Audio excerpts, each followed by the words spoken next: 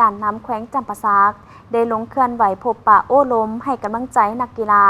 ที่ได้เข้าร่วมการแข่งขันในงานมหกรรมกีฬาคนพิการแห่งชาติครั้งที่ 4 อยู่ที่นครหลวงจันทร์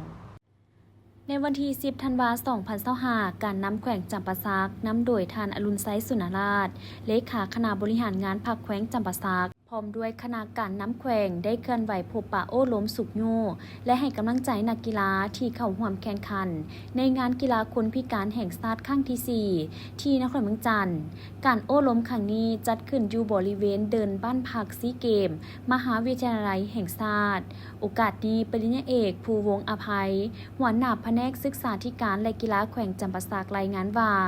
งานกีฬาคนพิการแห่งชาติครั้งที่ 4 ปี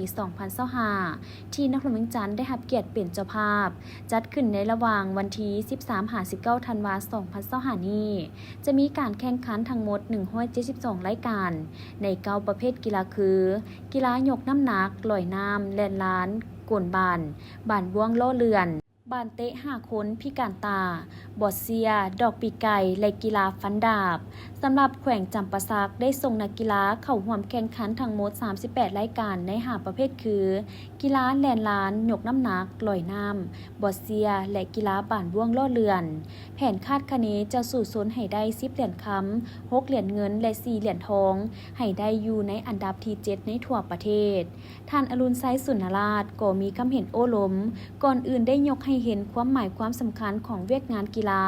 ต่อกับการพัฒนาเศรษฐกิจสังคมทั้งเป็นการสร้างผลงานสร้างกระบวนการคำนับสมเสยวันสำคัญของพรรคของชาติพร้อมนี้ท่านยังเน้นหนักให้คณะนำครูฝึกและนักกีฬาทุกคนให้รับรู้เข้าใจพระบทบาทของตนที่เข้าร่วมแข่งขันแม้ในน้ำเป็นตัวแทนของแขวงย้อนแนวนั้นนักกีฬาทุกคนต้องมีความสามัคคีมีน้ำใจเสียสละมีความอดทนและมีความรับผิดชอบสูงต่อหน้าที่ของตนรักษาสุขภาพฟังความครูฝึกไปลาหมาคอบรักษาและมีมารยาทคุณสมบัติของนักกีฬาทั้งเก่งทั้งดีและมีระเบียบวินัยบ่ใช้กำลังหูใดหูเสียหูให้อภัยกีฬาเพื่อสุขภาพมิตรภาพและการพัฒนาเวลาแข่งขันก็เฮ็ดให้สุดความสามารถสู่ด้วยน้ำใจนักกีฬา